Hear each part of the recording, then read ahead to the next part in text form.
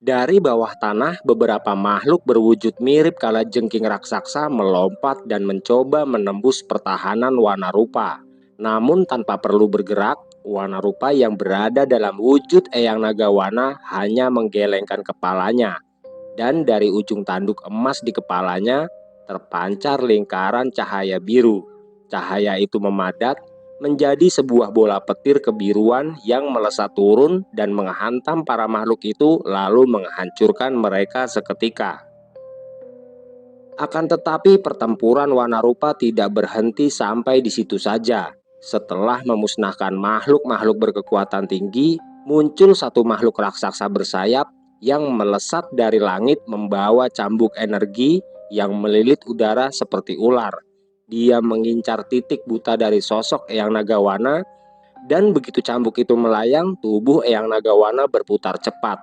Lalu ekornya yang panjang menyabet ke udara dan menghantam makhluk itu sebelum sempat menyerang.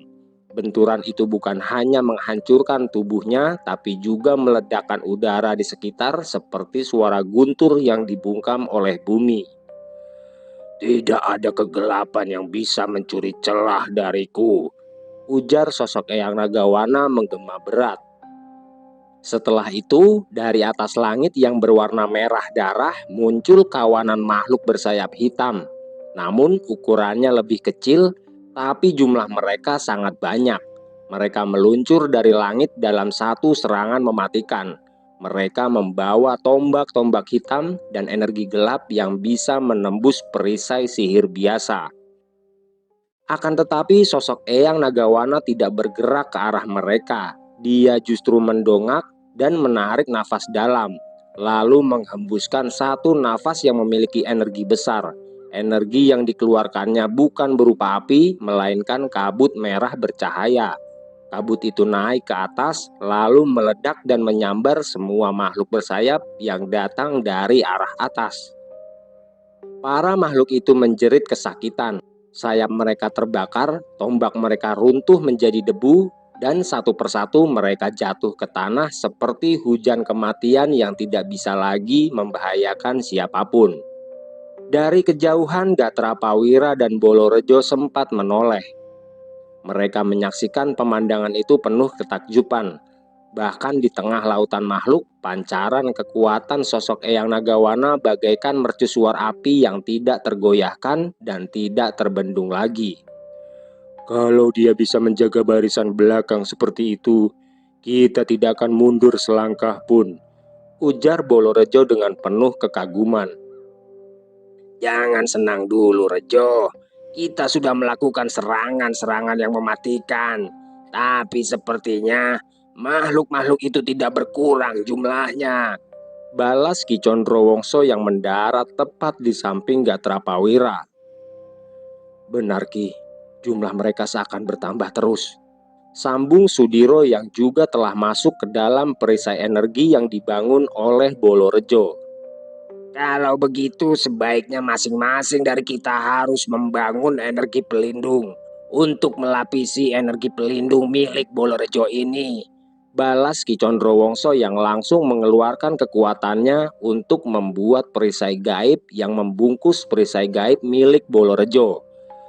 Setelah Wanarupa kembali berkumpul dengan Sudiro dan yang lainnya, mereka pun mulai melapisi perisai gaib yang telah dibangun oleh Bolorejo dan juga Ki Condrowongso. Mereka memilih untuk bertahan dan memikirkan cara untuk dapat pergi dari tempat itu. Bentangan perisai gaib yang kini telah berlapis-lapis mulai bersinar terang, memantulkan warna-warna berbeda dari setiap energi yang membentuknya. Hijau zamrud dari Bolorejo, perak halus dari Ki Condrowongso, merah api dari Sudiro, dan biru tua dari Gatra Pawira. Lalu emas bercahaya milik Wanarupa. Perisai itu berbentuk setengah bola raksasa yang berdiri di tengah tanah tandus Pancawilaga yang kini semakin ramai oleh makhluk-makhluk gaib yang datang dari segala penjuru. Mereka tidak hanya datang dari arah depan dan belakang, tapi juga dari celah-celah batu yang terbelah, dari awan merah di atas kepala, dan bahkan dari dalam tanah tandus itu sendiri. "Kita tidak bisa bertahan di sini selamanya," Kita harus segera menemukan cara untuk sampai ke Sastapalaga dan melanjutkan perjalanan kita, ujar Ki Condrowongso dengan suara tenang namun terdengar tegas. Ki Condrowongso memejamkan mata meresapi setiap desah energi yang melingkupi mereka. Dia tahu waktu tidak berpihak pada mereka. Di balik ketenangan suaranya, dia menyimpan kegelisahan yang mendalam. Makhluk-makhluk yang terus berdatangan seolah berasal dari lapisan dimensi yang saling melipat dan bukan hanya dari dunia gaib biasa. Ini berarti medan tempat mereka berpijak bukan sekedar pancawilaga, tapi simpul antara realita, kehendak, dan luka batin yang terdalam. Bolorejo berdiri tegak dan tubuhnya kembali ke wujud semula. Namun sisa-sisa aura kehijauan masih tampak menyelimuti kedua tangannya. Dia menatap cakrawala yang dipenuhi awan pekat dan bergerak cepat. Semoga saja gerbang itu ada di sekitar tempat kita berada saat ini. Tapi sepertinya kita harus berpikir jernih untuk dapat mengetahui letak gerbang keenam itu, ujar Bolorejo yang menimbulkan tanda tanya besar di benak Sudiro, Ki Condrowongso, Gatra Pawira, dan juga Wanarupa. Sudiro berdiri diam, tapi jiwanya bergerak cepat, menelusuri setiap potongan peristiwa yang telah dia jalani. Namun di tengah bayangan peristiwa itu, sosok Wanageni kembali muncul dalam benaknya. Keheningan di tengah perisai gaib itu menjadi ruang bagi suara hati untuk muncul.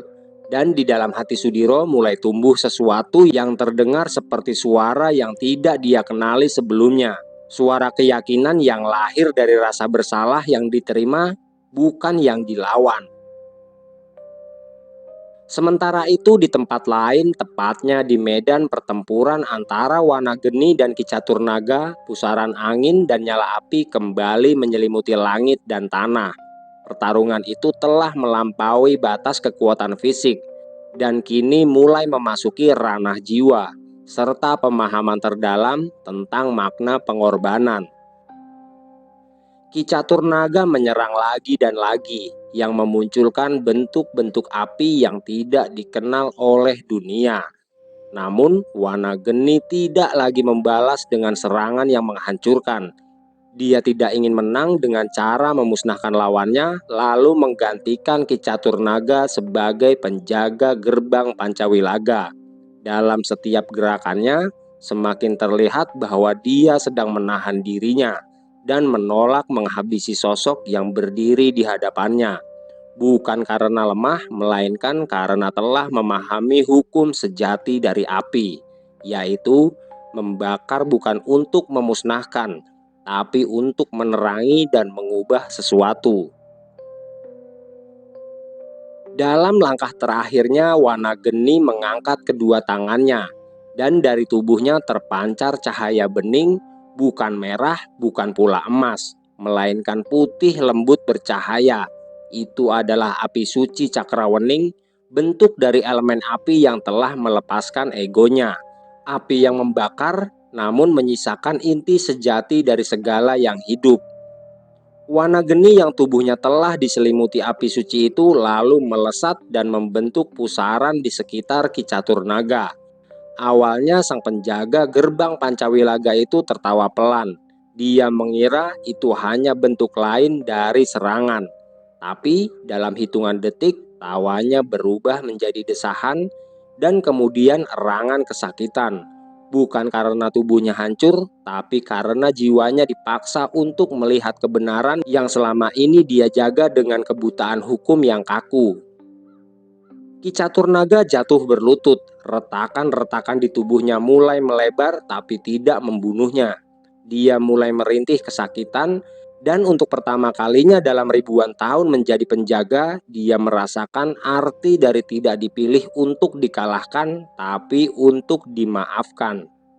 Ki Caturnaga terdiam, tubuhnya masih bergetar menahan nyeri yang bukan berasal dari luka fisik, melainkan dari dalam jiwa. Kehancuran dinding-dinding keyakinan yang selama ini dia bangun tanpa pernah mempertanyakan dasar moralnya, perlahan-lahan membuatnya sadar. Api suci Cakrawening terus mengalir di sekelilingnya, memeluk bukan membakar, tapi untuk membersihkan dan bukan untuk menghukum. Wana geni melayang di atas tanah yang telah hangus dan menghitam. Namun dari bekas luka itu tumbuh sulur-sulur cahaya kecil, bagaikan kehidupan yang lahir kembali dari puing kehancuran. Matanya yang dulu menyala merah membara kini bersinar dengan kebeningan yang jernih, seperti danau yang memantulkan cahaya langit malam. Dia turun perlahan dan mendekati Ki Caturnaga yang masih berlutut dengan wajah tertunduk. Tubuhnya kini retak bukan oleh kekalahan, tapi oleh kebenaran yang tidak dapat dia tolak lagi. "Aku tidak datang untuk merebut tugasmu, Ki Caturnaga," ujar Wanageni dengan suara yang tidak membawa keangkuhan sedikit pun. "Aku datang untuk mengingatkan bahwa tugas penjaga bukan untuk membendung, tapi untuk menuntun. Bukan untuk memilih siapa yang layak, tapi membuka jalan bagi mereka yang berani menempuh jalan itu sendiri," imbuh Wanageni dengan santun. Ki Caturnaga menatap Wanageni dengan mata yang mulai berkaca-kaca. Tidak pernah sebelumnya dia merasakan kelembutan dari api yang sekuat itu. Selama ratusan tahun dia menjalankan peran sebagai penjaga yang tidak mengenal kata ampun dan hanya tunduk pada aturan yang diwariskan para leluhur gaibnya. Tapi hari itu, di bawah langit yang menjadi medan pertempurannya, dia menyaksikan bentuk tertinggi dari kekuatan, yaitu sebuah pengampunan. Tubuh Ki Caturnaga perlahan mulai berubah. Retakan-retakan di kulit kerasnya memancarkan cahaya biru muda. Dan dari setiap celah itu muncul cahaya-cahaya kecil berbentuk naga yang kemudian terbang ke udara, berputar, lalu menyatu membentuk sebuah lambang baru, yang merupakan simbol dari penjaga yang membimbing, bukan membatasi. Lalu dengan sisa tenaganya Ki Caturnaga mencabut tombak penjaganya dari tanah. Tombak itu dulu bersinar dengan api biru yang melambangkan kehendak keras, tapi kini berubah menjadi senjata cahaya yang seperti dibuat dari kaca dan nyala kabut. Dia menyerahkannya kepada Wanageni, tapi Wanageni hanya menggeleng pelan. "Senjata itu bukan milikku, Ki, tapi itu adalah milikmu. Dan kini kau bisa memilih, apakah kau ingin menjadi penjaga seperti dulu, atau penjaga dengan jiwa yang baru," ujar Wanageni dengan tenang. Ki Caturnaga menunduk, lalu dengan segenap jiwa yang kini telah dibersihkan, dia meletakkan tombak itu. "Kalau memang masih ada tempat bagiku, biarlah aku menjadi penjaga yang bukan lagi menguji, tapi membantu mereka yang sedang diuji," balas Ki Caturnaga sambil tersenyum. "Terima kasih Ki Caturnaga," ucap Wanageni sambil menundukkan kepalanya. "Sekarang marilah kita menyusul kawan-kawanmu yang sudah berada di dalam Pancawilaga. Sepertinya mereka sedang membutuhkan bantuan kita di sana," balas Ki Caturnaga yang membuat Wanageni merasa lega. Dari tanah yang telah menjadi saksi pertempuran jiwa itu, Ki Caturnaga berdiri perlahan. Sosoknya telah berubah, tidak lagi bertubuh raksasa yang menakutkan seperti sebelumnya, melainkan tinggi, tegap, dan bersahaja, mengenakan jubah abu-abu berlapis sulur naga perak yang mengalir dari bahu hingga ke ujung kain. Tatapannya masih tajam, namun tidak lagi membawa perintah. Kini tatapan itu membawa ketenangan dan keyakinan. Dia memanggil tombaknya yang bukan lagi sebagai senjata, tapi sebagai tongkat penuntun jiwa. Tongkat itu melayang dari tanah dan berputar lembut, lalu melesat ke genggaman tangan Ki Caturnaga. Tongkat itu seperti menemukan tuannya kembali. Kabut tipis menyelubunginya, tapi aura kehadirannya membawa kehangatan. Wanageni mengangguk, lalu keduanya menatap ke arah langit barat, tempat di mana energi besar tengah berkumpul di dalam Pancawilaga, di pusat badai yang membungkus gerbang Sasta Palaga. "Kalau mereka belum menemukan jalan keluar, maka kita akan menjadi jalannya," ucap Ki Caturnaga pelan sambil menggerakkan tangannya yang memunculkan cahaya lalu membentuk jembatan menuju pusat Pancawilaga. Saat kaki mereka menyentuh jembatan itu, elemen-elemen alam mulai bergerak. Angin berdesir lembut dan api berkobar jinak di sepanjang sisi kiri jalur. Air membentuk embun yang menyegarkan di tiap langkah dan bumi bergetar pelan seolah ikut menghantarkan mereka. Sementara itu di dalam perisai gaib berlapis milik Sudiro dan yang lainnya, tekanan makin tidak tertahankan. Makhluk-makhluk gaib itu kini membentuk semacam pola yang terus bergelombang, seperti mencoba menghisap dan menghancurkan lapisan-lapisan perisai energi dari arah luar. Cahaya dari perlindungan Bolorejo, Ki Condrowongso, Sudiro, Gatrapawira, dan Wanarupa terus bergetar, dan beberapa retakan mulai tampak di sisi luarnya. Mereka berubah menjadi pusaran energi hitam yang sangat kuat, Ki. Ini bukan serangan biasa, ujar Wanarupa sambil mendongak ke arah atas. Apakah kau belum menemukan cara untuk dapat keluar dari tempat ini, Rejo? Tanya Ki Condrowongso dengan wajah yang terlihat cemas. Harusnya kami yang bertanya padamu, Condro. Apakah kau tidak memiliki siasat ampuh yang dapat membawa kita semua pergi dari tempat menyesakan ini? Balas Bolorejo yang membuat Ki Condrowongso tersenyum.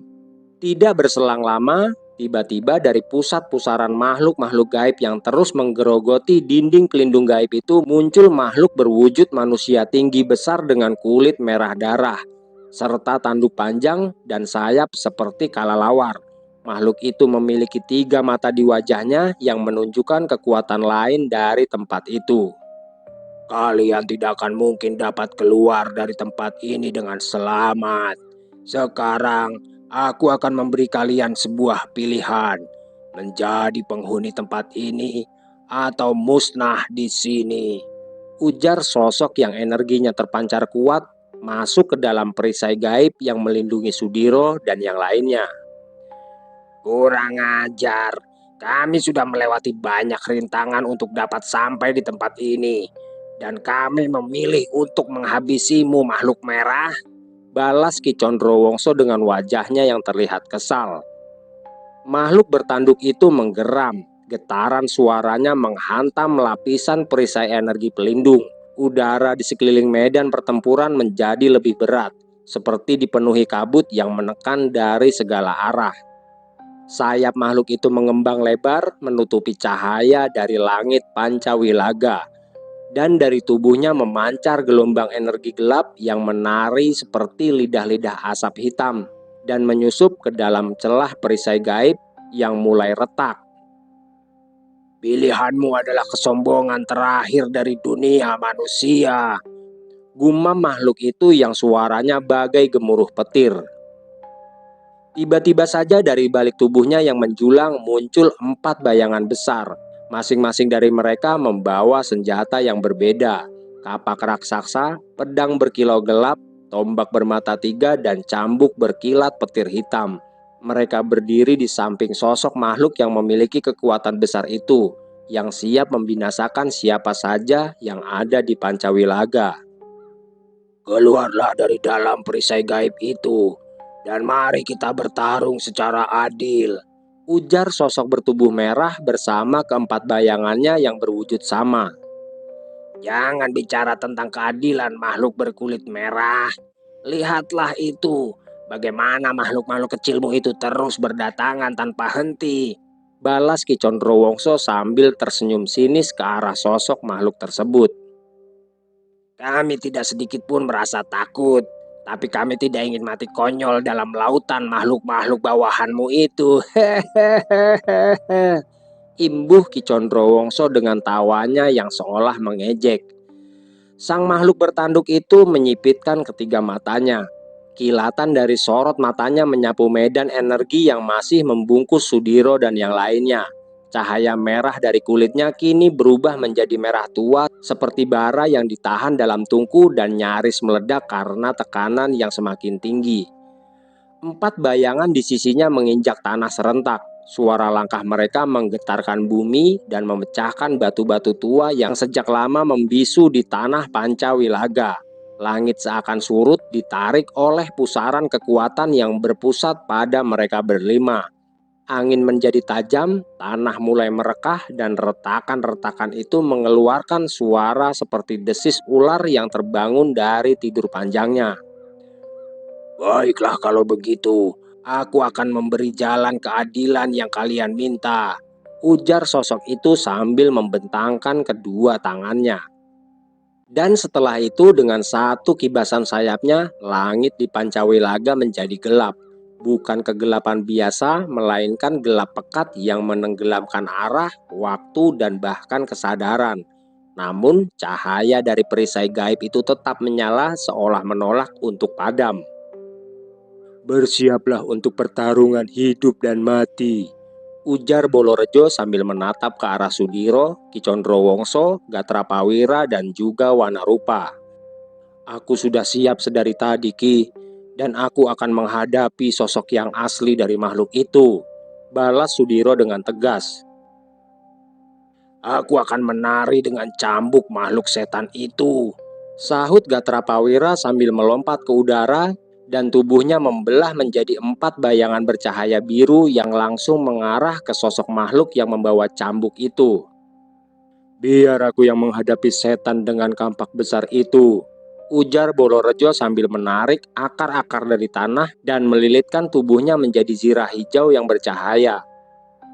"Dan aku akan menghadapi makhluk dengan tombak bermata 3 itu," ucap Wanarupa yang tentunya segera merubah wujudnya menjadi sosok Eyang Nagawana. "Kalau begitu sisanya untukku," ucap Ki Condrowongso dengan suara dalam yang menggema. Setelah itu satu persatu energi pelindung di tempat itu memudar. Dan ketika selubung gaib itu menghilang, Sudiro yang telah bertiwik ramah dengan sosok Tirtabagya langsung melesat ke arah lawannya. Diikuti oleh Bolorejo, Ki Condrowongso, Gatrapawira, dan juga Wanarupa. Pertempuran besar pun kembali pecah di alam Pancawilaga. Benturan energi dari masing-masing pertarungan membuat langit bergemuruh dan tanah berguncang hebat. Dan anehnya, ribuan sosok makhluk gaib yang sempat mengurung Sudiro serta yang lainnya menghilang begitu saja. Setelah sosok makhluk bertubuh merah itu membuat keadaan di Pancawilaga gelap gulita. Di tengah kilatan-kilatan energi mematikan yang menghujani medan pertempuran, tiba-tiba saja 2 energi besar muncul. Sudiro yang merasakan energi milik Wanageni langsung melesat mundur menjauh dari medan pertempurannya. Dia tahu jika yang dia rasakan benar-benar energi milik Wanageni. Dan benar saja, tidak lama setelah itu, sosok Wanageni muncul bersama Ki Caturnaga. Kemunculan 2 sosok itu pun menimbulkan tanda tanya besar dalam benak Bolorejo, Ki Condrowongso, Gatrapawira, Wanarupa, dan tentunya Sudiro sendiri. Mereka tidak menyangka jika Wanageni akan kembali ke tengah-tengah mereka bersama sosok Ki Caturnaga yang kini wujudnya terlihat berbeda. Wanarupa yang tengah terlibat dalam pertarungan sengit di udara sontak menghentikan gerakannya dan menatap ke arah 2 sosok yang perlahan menapaki tanah yang telah hancur sebagian itu. Api suci di sekeliling tubuhnya meredup, bukan karena lelah tapi karena rasa takjub yang sulit dijelaskan. Begitu pula dengan Gatrapawira yang mengayunkan keempat pedangnya ke arah lawannya yang bersenjatakan cambuk, hingga sosok itu mundur. Lalu Gatrapawira melesat pergi, lalu mendarat di dekat Sudiro. "Apakah itu benar-benar Wanageni dan Ki Caturnaga, Diro?" gumamnya dengan rasa yang masih tidak percaya akan apa yang dilihatnya itu. Sementara Bolorejo dan Ki Condrowongso hanya saling berpandangan sejenak. Tanpa perlu berkata-kata, mereka tahu bahwa kehadiran 2 sosok itu telah merubah keseluruhan pertarungan di Pancawilaga. Wanageni berdiri dengan tenang, sementara itu Ki Caturnaga yang kini jubahnya tampak seperti cahaya yang berkilau, terus menatap ke arah sosok makhluk yang menjadi lawan Sudiro dan yang lainnya itu. "Hentikan pertarungan ini, Pancakala," ujar Ki Caturnaga sambil menatap tajam ke arah sosok makhluk bertubuh merah dengan sayap lebar serta tanduk panjang itu. "Saat ini aku bersama mereka. Dan jika kau memaksa, Aku akan memusnahkanmu bersama ribuan makhluk gaib bawahanmu, imbuh Ki Catur Naga dengan tegas. Apa yang telah terjadi pada sosok Ki Catur Naga, sosok penjaga gerbang Pancawilaga yang tidak terkalahkan, dan sosok yang sangat kami hormati di sini, balas Pancakala yang kini kembali menyatu dengan keempat bayangannya. Mereka berhak melalui Pancawilaga untuk menuju ke Sasta Palaga tanpa sedikit pun gangguan. Selebihnya, kau tidak perlu tahu apa yang terjadi, Pancakala, ujar Ki Catur Naga dengan nada tegas. Apakah kau dikalahkan oleh makhluk yang ada di sampingmu itu, Ki Naga? Sehingga kau membiarkan makhluk-makhluk itu melewati Pancawilaga dengan mudah, balas sosok Pancakala sambil tersenyum sinis. Bukan urusanmu, Pancakala, karena saat ini aku masih penjaga gerbang Pancawilaga yang mengurungmu di tempat ini, ucap Ki Catur Naga yang perlahan-lahan tubuhnya memendarkan cahaya, tanda jika amarahnya mulai menyentuh ke dalam hatinya. Baiklah Ki Catur Naga, aku dan rakyatku akan membiarkan makhluk-makhluk itu melewati Pancawilaga dengan damai. Tapi aku tidak akan menjamin keselamatan mereka di Sasta Palaga, balas sosok Pancakala yang langsung melesat pergi. Ki Catur Naga hanya mengangguk pelan saat sosok Pancakala menghilang di telan pusaran kabut pekat. Namun dari sinar matanya yang tenang, jelas bahwa ancaman Pancakala bukan hanya gertakan. Pancawilaga mungkin telah mereka lewati, tapi bayang-bayang kekuatan gelap itu masih terus membuntuti mereka. Terima kasih Ki, tanpa kehadiranmu mungkin nasib kami tidak sebaik ini, ujar Wanageni sambil menatap tajam ke arah Ki Catur Naga. Tidak perlu berterima kasih Wanageni, balas Ki Catur Naga dengan lembut. Aku hanya menepati janji pada diriku sendiri, bahwa penjaga sejati bukanlah tembok, tapi lentera, imbuh Ki Catur Naga. Kepergian Pancakala menyisakan kesunyian mendalam di Pancawilaga, seolah seluruh dimensi itu menahan nafas menunggu apakah benar ancaman telah berakhir atau sekedar ditunda. Namun ketika bayang-bayang terakhir dari makhluk bertanduk itu lenyap di telan kegelapan, cahaya lembut yang bersinar dari tubuh Ki Catur Naga mulai mereda, menandakan bahwa kemarahan yang sempat membuncah berhasil diredam. Sudiro yang kini kembali ke wujud manusianya setelah melepaskan Tirta Bagya menghampiri Wanageni dan juga Ki Catur Naga bersama yang lainnya. Debu-debu medan pertempuran masih mengepul tipis di udara, namun suasana hati mereka mulai berubah dari tegang menjadi penuh tanya dan harapan. Akhirnya tugasku selesai sampai di sini, tapi tugas kalian baru akan dimulai dari tempat ini. Kalian harus menyelesaikan apa yang sudah kalian mulai. Dan ingatlah, cahaya tidak selalu bersinar dari atas. Kadang dia lahir dari luka yang terdalam, ujar Ki Catur Naga sambil tersenyum. Wanageni menatap Ki Catur Naga untuk terakhir kalinya. Dia lalu menundukkan kepala seraya memberi hormat dan diikuti oleh yang lainnya. Dengan langkah pasti, Sudiro, Ki Condrowongso, Gatra Pawira, Bolorejo, Wanarupa dan Wanageni pergi meninggalkan Ki Catur Naga untuk menuju ke gerbang selanjutnya yaitu Sasta Palaga. Mereka melangkah ke dalam cahaya terselubung lalu menembus lapisan kabut bercahaya yang perlahan-lahan membuka jalan di antara reruntuhan batu hitam dan padang pasir berwarna kelam.